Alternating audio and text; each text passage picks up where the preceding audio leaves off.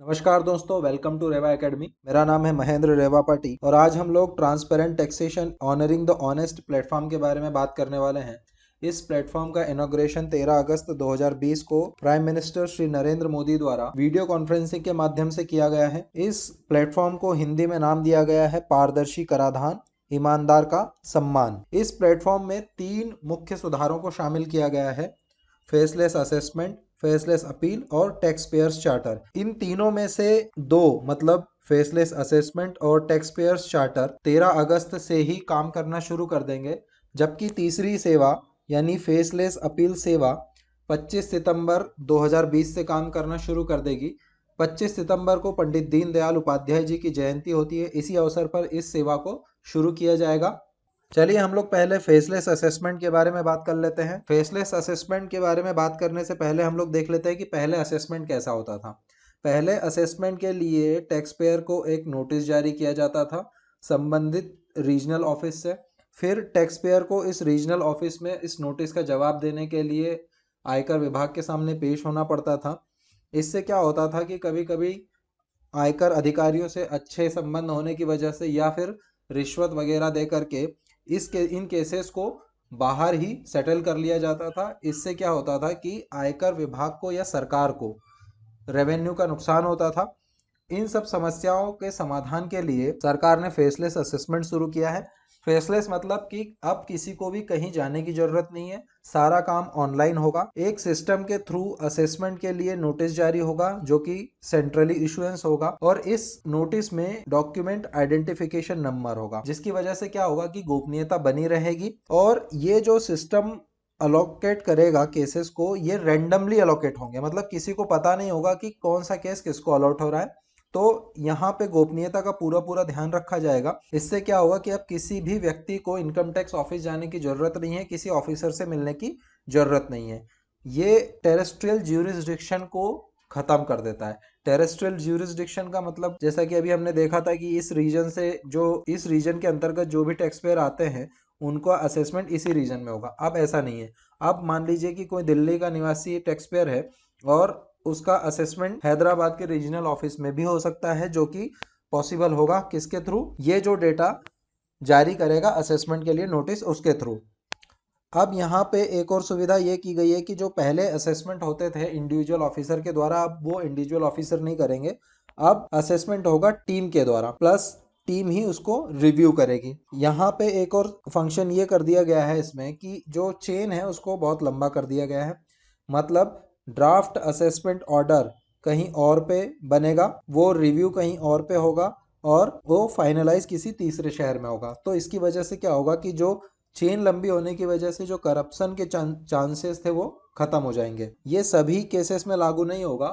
कुछ ऐसे केसेस हैं जैसे कि कोई गंभीर धोखाधड़ी का मामला है या बड़ी टैक्स चोरी का मामला है, कोई सेंसिटिव मामला है या सर्च मैटर है, या फिर इंटरनेशनल टैक्सेशन और ब्लैक मनी एंड बेनामी प्रॉपर्टी। ये 3 इसके एक्सेप्शन है जिसे फेसलेस असेसमेंट से बाहर रखा गया है। चलिए हम लोग अब फेसलेस असेसमेंट के बेनिफिट्स देख लेते हैं, क्या क्या फायदे हैं।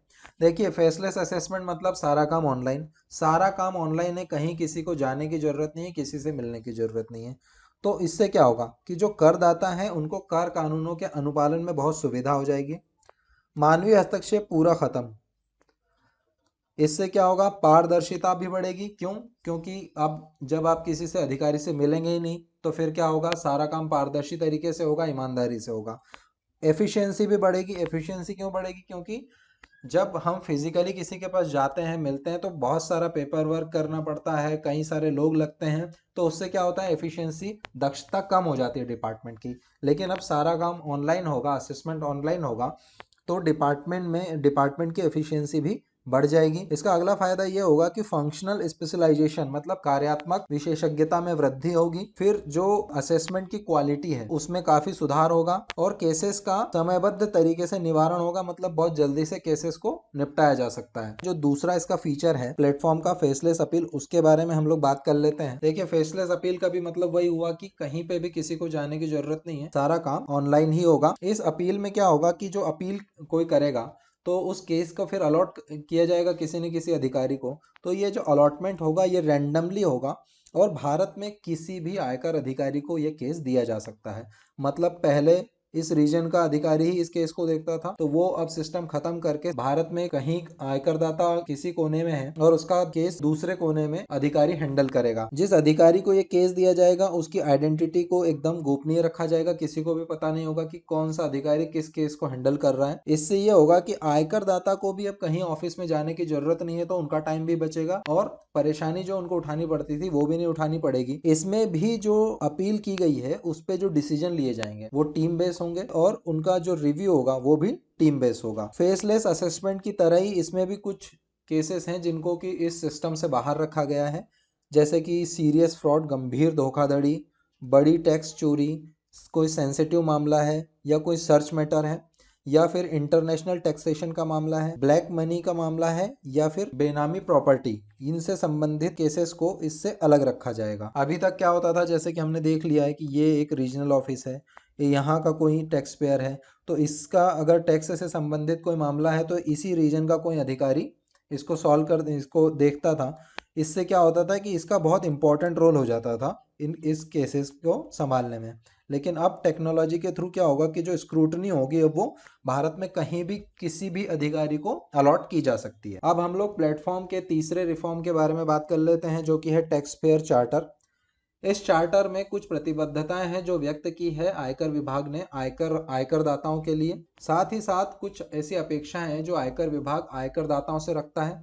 इन दोनों को सूचीबद्ध किया है इस चार्टर में। तो हम लोग कमिटमेंट देख लेते हैं, प्रतिबद्धताएं जो आयकर विभाग ने आयकर दाताओं के प्रति व्यक्त की है। देखिए, पहली इसमें जो कमिटमेंट है वो ये कहा गया है कि जो आयकर दाता हैं उनको फेयर और रीजनेबल ट्रीटमेंट दिया जाएगा। दूसरा यह है कि जो आयकर दाता हैं उनको ईमानदार आयकर दाता के रूप में ट्रीट किया जाएगा जब तक कि ऐसा कोई कारण ना हो उन पे शक करने का। देखिए, तीसरे कमिटमेंट में कहा गया है कि जो आयकर डिपार्टमेंट है वो एक मैकेनिज्म प्रोवाइड करेगा आयकर दाताओं के लिए, जिससे कि वो निष्पक्ष तरीके से अपील कर सकें और उन अपील का निष्पक्ष तरीके से रिव्यू किया जा सके। चौथे कमिटमेंट में कहा गया है कि आयकर विभाग आयकर दाताओं को सटीक सूचना देगा, जिससे आयकर दाता उनके जो आयकर कानून है उनका अनुपालन करने में उन्हें सुविधा हो।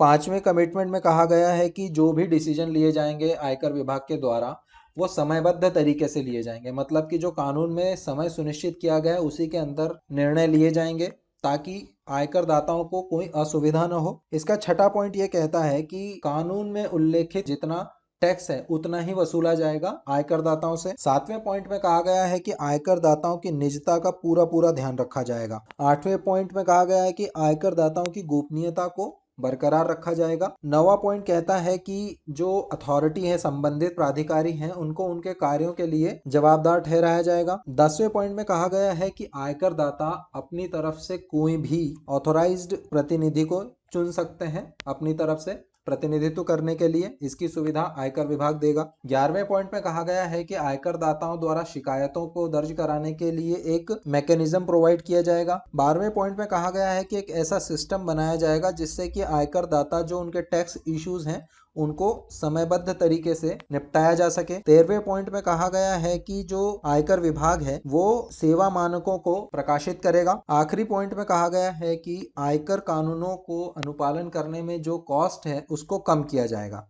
तो ये आयकर विभाग की कुछ कमिटमेंट्स हैं जो उन्होंने की है आयकर दाताओं के लिए। साथ ही जो अपेक्षाएं हैं आयकर विभाग की आयकर दाताओं से उनको भी देख लेते हैं। आयकर विभाग की पहली अपेक्षा आयकर दाताओं से ये है कि आयकर दाता ईमानदारी पूर्वक अपनी सारी सूचना जो भी जरूरी होगी वो आयकर विभाग को देंगे। दूसरी अपेक्षा आयकर दाताओं से ये की जा रही है कि वो अवेयर रहेंगे सारी चीजों के बारे में, जो उनके ऑब्लिगेशन है टैक्स लॉ के अंतर्गत उसके बारे में वो जागरूक रहेंगे। आयकर दाताओं से तीसरी अपेक्षा ये की गई है कि वो अपने सारे रिकॉर्ड एक्यूरेट रखेंगे। आयकर अधिनियम में जैसा कि प्रावधान किया गया है उसके अनुसार वो अपने सारे रिकॉर्ड्स को रखेंगे। चौथी अपेक्षा ये की गई है कि जो आयकर दाता अपना जो प्रतिनिधि चुनेंगे उसके बारे में पूरी जानकारी रखेंगे कि वो कौन कौन सी सूचनाएं विभाग को दे रहा है। पांचवी प्रतिबद्धता यह है कि जब भी आयकर विभाग कोई जानकारी मांगेगा आयकर दाता से तो वो समयबद्ध तरीके से वो जानकारी जमा करवाएंगे विभाग में। आयकर दाताओं से छठी और आखिरी अपेक्षा ये की गई है कि वो समय पर अपना टैक्स जमा करेंगे।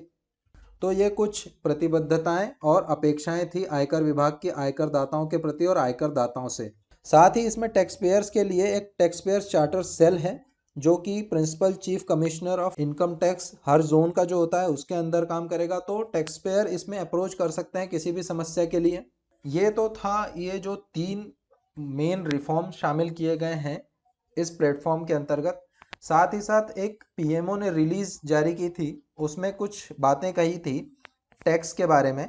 जैसे कि उसमें यह कहा गया था कि सीबीडीटी पिछले कुछ सालों से बहुत सारे मेजर रिफॉर्म्स लेकर के आ रहा है डायरेक्ट टैक्स के मामले में। जैसे कि पिछले साल ही कॉरपोरेट टैक्स रेट को 30% से घटाकर 22% कर दिया गया था, जबकि जो नई विनिर्माण इकाइयां हैं उसके लिए इस रेट को कम करके 15% कर दिया गया था। साथ ही लाभांश वितरण कर को भी समाप्त कर दिया गया था, मतलब डिविडेंड डिस्ट्रीब्यूशन टैक्स को अबॉलिश कर दिया गया था। तो फ्रेंड्स, ये थी जानकारी transparent taxation honouring the honest platform के बारे में। उम्मीद है कि आप लोगों को ये वीडियो पसंद आया होगा। अगर आप लोगों को ये वीडियो पसंद आया है तो प्लीज़ इस वीडियो को लाइक कीजिए, ज़्यादा से ज़्यादा शेयर कीजिए और रेवा एकेडमी चैनल को सब्सक्राइब कर लीजिए और बेल आइकन दबा दीजिए, ताकि आगे आने वाले सारे वीडियो के बारे में आपको जानकारी मिल सके। तो फ्रेंड्स, अभी के लिए इतना ही। मिलते हैं अगले एक और इंटरेस्टिंग टॉपिक के साथ नेक्स्ट वीडियो में। तब तक के लिए गुड बाय।